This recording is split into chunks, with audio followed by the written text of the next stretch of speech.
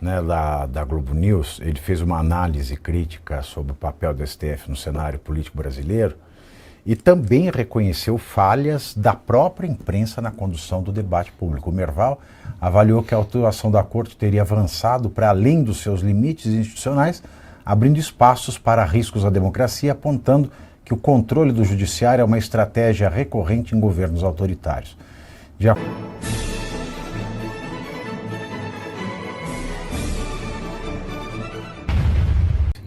Né, da Globo News, ele fez uma análise crítica sobre o papel do STF no cenário político brasileiro e também reconheceu falhas da própria imprensa na condução do debate público. O Merval avaliou que a atuação da Corte teria avançado para além dos seus limites institucionais, abrindo espaços para riscos à democracia, apontando que o controle do judiciário é uma estratégia recorrente em governos autoritários. De acordo com o Merval, durante o governo de Jair Bolsonaro, supostos ataques à Corte teriam provocado uma reação em defesa do STF por parte de diferentes setores da sociedade. Nesse contexto, o Merval ele assumiu que decisões consideradas controversas é ótimo, né? Passaram a ser toleradas como forma de conter ameaças institucionais. E nesse ponto o jornalista faz uma autocrítica direta. Ele reconheceu que a imprensa falhou ao não questionar com mais rigor algumas dessas medidas, aspas. Mas seus exageros nunca foram combatidos com o devido rigor por boa parte da imprensa profissional, inclusive eu, no entendimento de que o objetivo final era correto. Agora já não é mais um governo autoritário que ameaça o Supremo. É o Supremo que ameaça a democracia se envolvendo em um jogo político. Fecha aspas. Ele cita Maquiavel ainda. Eu queria agora tomar um ponto que eu queria chegar, que é o seguinte. O Merval, por essa opinião, merece todos os aplausos. Por que a direita não aplaude? Porque a direita age pior do que a esquerda, nesse caso. A direita toda a vida vive cobrando, mas você fez o L, mas não sei o quê, mas você votou no... O Merval apoiou o Lula claramente, a própria Malu Gaspar, a heroína do Brasil hoje, na minha opinião, Malu Gaspar, apoiou. Agora, o que me estranha, viu, João, é o seguinte, veja bem, o Lula disse que está perseguindo o Dias Toffoli e que rompeu com o Alexandre de Moraes. No entanto, para evitar que uma decisão de um relator, de uma comissão de inquérito, que não ia resultar em prisão, em nada, entendeu? Admite que o Lula troque 3 membros que não participaram de 1 minuto de reunião na CPI, assumam na última hora para votar e dar vitória. O Senado, tecnicamente, não reagiu. O próprio relator não sei, está acostumado com isso? É isso? Eles estão acostumados. Eles aceitaram de uma forma pacífica. Estão acostumados com tudo ali. Eu acho que eles estão acostumados até com dupla penetração, se você me perguntar. Porque qualquer coisa que envolva dinheiro, em ano de eleição principalmente, eles topam tudo ali. Aliás, o Senado devia ser aquele programa do Silvio Santos, topa tudo por dinheiro. Porque é realmente uma vergonha, estratégia descarada para desnaturar uma CPI e ninguém faz nada. E quanto a essa crítica à direita, isso é uma grande verdade.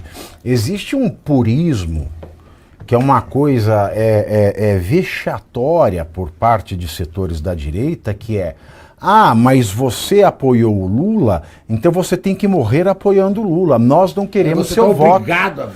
Você está obrigado a votar no Lula, inclusive. É uma coisa idiota, de uma tal maneira, de uma imbecilidade indescritível. Porque você tem que abraçar pessoas que são em alguma medida iluminadas e reconhecem seus erros. Não é... Ou mesmo que não reconheçam.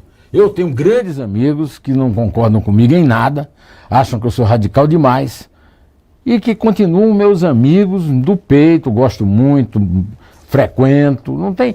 Por quê? Porque eu sou uma pessoa civilizada.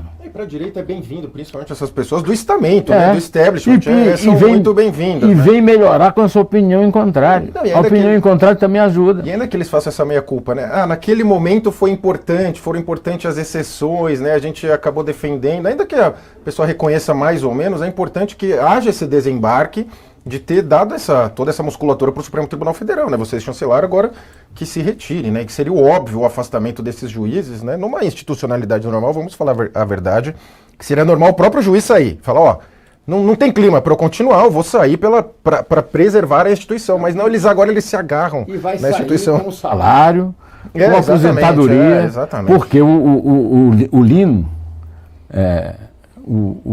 ele simplesmente garantiu ao ministro o que ele tirou dos juízes. Os ministros do Supremo podem, muito bem, cometer crimes e irem não para a cadeia, mas para casa, recebendo salário pago por nós, né? E usando a lei contra nós. Agora tem aqui, eu sempre gosto de ver, né, as pessoas, os cornos do chat. Tem um aqui sobre o codinome gnóstico cristão. Gnóstico, pelo menos se ele souber o que é gnóstico, eu corto o meu saco ao vivo. Eu acho que não sabe. E segundo, né, ele já escreveu 128 vezes a mesma frase aqui, conseguiu chamar a minha atenção. Gnósticos cristãos dizem, hoje esquerdou total. Não tem tal coisa em jornalismo, o gnóstico cristão. Eu já falei várias vezes aqui que na minha profissão a gente não tem amigo. Que, como dizia o saudoso Milor Fernandes, ou o jornalismo faz crítica ou ele não passa de armazém de secos e molhados. Né? Então, não importa, isso aqui não é militância política. Todo mundo sabe que eu tenho minha preferência política, todo mundo sabe em quem eu voto.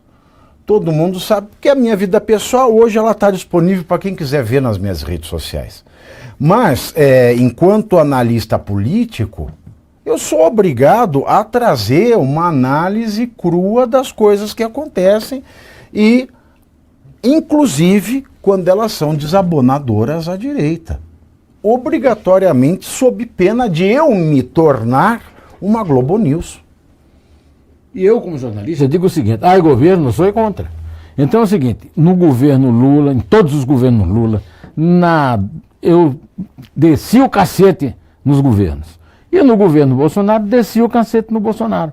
Aí o cara vem me dizer, mas você fez o L, não sei o que. Não, eu cumpri o meu dever de jornalista, que é ser oposição ao governo, porque nós já temos inimigo demais para rasgar o bolso do cidadão pobre, do aposentado pobre, né, que forneceu dinheiro para o Lulinha ir para a Espanha.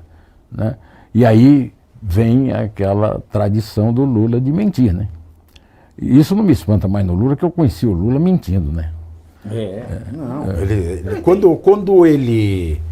Quando ele nasceu, tem uma história que quando ele nasceu, não já teve o médico, ele declarou óbito, porque ele mentiu, né, pro parturiente, né? Ele mentiu que estava morto, aí depois ele chorou, né? Falei, colher. Pavinato, né? Uma lição que a análise política ela tende a desagradar sempre, né? Tanto a oposição quanto a situação, e é isso que a gente vem fazendo. E existem os canais no sentido de torcida, né? Que tem canais para quem quer endeusar qualquer autoridade, né? Qualquer ocupante de cargo público tem. E lembrando que todos eles, né, de esquerda ou direita, são nossos funcionários. Estando em cargos públicos, nos devem satisfação a todo instante, prestação de contas a todo instante, devem ser cobrados a todo instante, porque tem um comportamento em uma parte da direita e da esquerda também, que é no sentido de adoração cega, né? Meu Deus, tudo que ele fez é estratégico, é maravilhoso. Não, a gente tá aqui para cobrar, porque não é, tá na cara que não é maravilhoso. Não é não. Aliás, agora vamos falar aqui do capo de tutti capi, o ministro Gilmar Mendes,